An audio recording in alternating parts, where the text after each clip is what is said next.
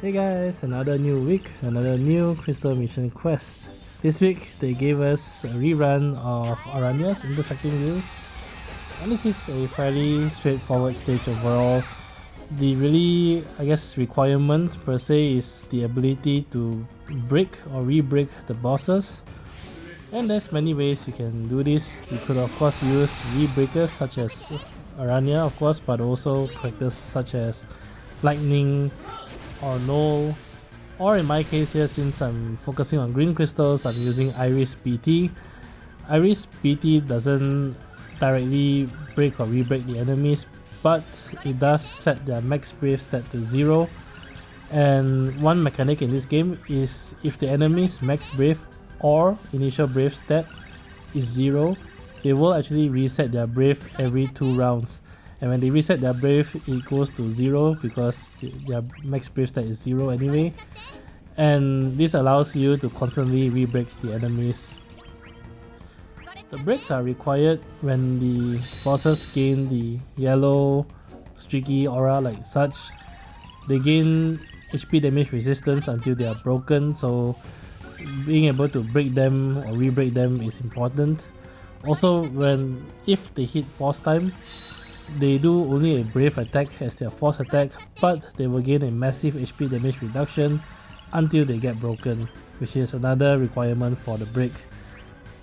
Other than that, at certain HP thresholds, the bosses will get a yellow aura, a non-streaky yellow aura, and you will also be given a text prompt that you need to delay the bosses by 2 turns.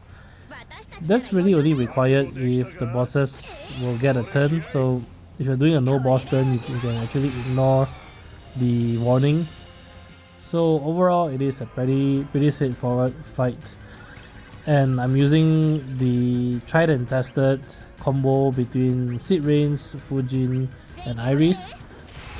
I've done this party comp many times before, so I won't go into so much detail on the sequence of attacks that I do. Overall, this is a 2-turn run, and the focus is actually using Sid Reigns BT mode, not so much for the damage but so much more to build the force gauge bonus to 900%. And then I'm actually going to focus more on summon mode to really dish out the damage, where I have the combo between Sid Reigns and Iris EX. I did make one mistake here in that I forgot to change my summon to Bahamut. The difference really only comes in at the very end of the fight, where if you use Bahamut summon, then you can actually do Iris EX twice after Sid Reigns FR attack, but without Bahamut summon you can only do that once. Luckily the bosses didn't really have that much HP, so the one Iris EX is actually enough to close out the fight. But certainly if you want to do this run, I would recommend Bahamut summon over Brother summon, and at the very end of the fight use Iris EX over her last Force Echoes, which is really the final attack in this stage.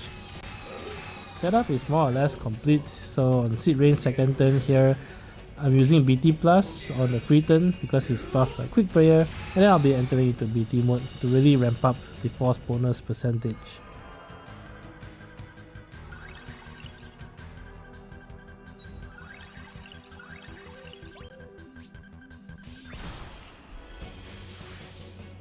As I'm going through Sid Reigns BT mode, I guess a little bit about the continuation of my Crystal Mission quest plans.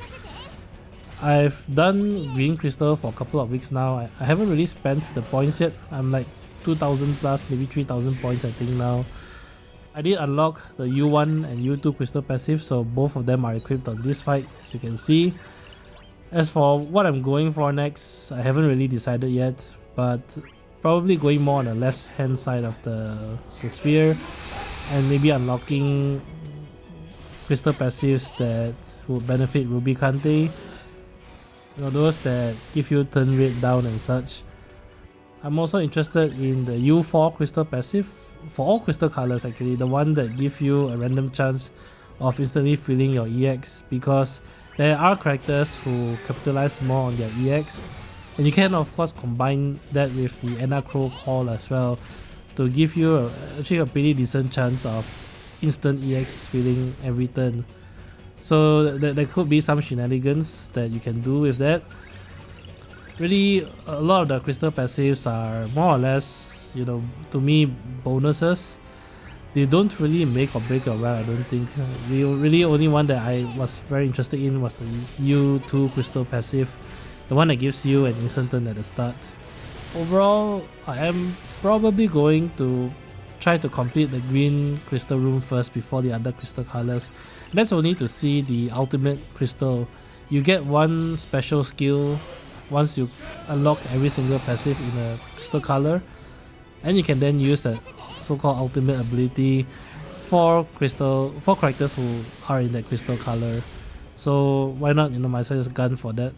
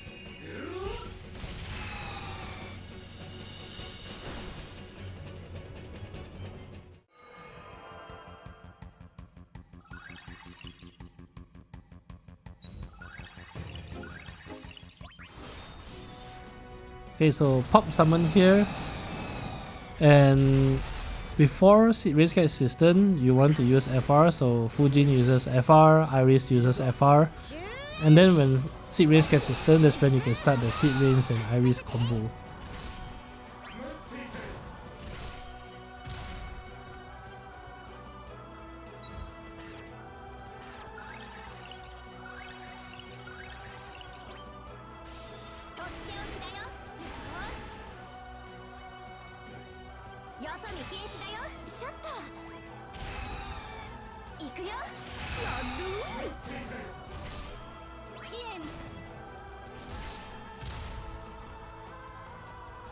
Alright, so Seed Rains finally gets his turn again. He should still have 2 of his echoes, and you will be at 99% as such.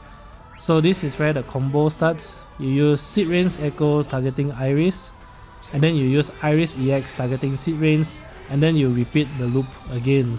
Unfortunately, as I mentioned at the start of the video, I forgot to set Bahamut Summon, so I could only use one Iris EX here. But if you set Bahamut Summon, then you can actually do Seed Rains FR into Iris EX into Seed Rains FR into Iris EX again. Iris EX does a lot of damage, emphasis on the word a lot, because the way damage is calculated here is that her EX first of all copies damage that was done the turn before, in which case this would be Seed Rains FR and launch buffed by Fujin's BT wall splat aura at 99% force gauge bonus, so it's a lot. And not only does it just copy Seed Rains FR damage at 99%, because of Fujin's BT, Iris's EX will also initiate a launch, and the launch will also get plus 20% wall splat bonus courtesy of Fujin's BT. And the damage that gets amplified is the damage that she copies from Seed Rains. So essentially, in a nutshell, Iris EX actually does Seed Rains damage plus 40% more on top of that, and all of this bypasses the natural HP damage cap. So it's really a lot of damage, take my word for it. If you use Bahamut Summon, you can do one more EX here. Unfortunately, I did not, so I have to pray that Iris FR is enough to close off the fight. Otherwise, this will become a 3-turn fight.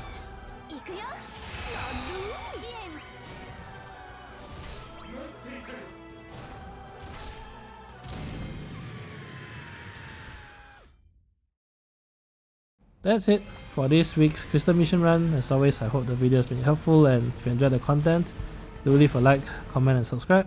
Till then, I'll catch you guys in the next Crystal Mission Quest. Bye!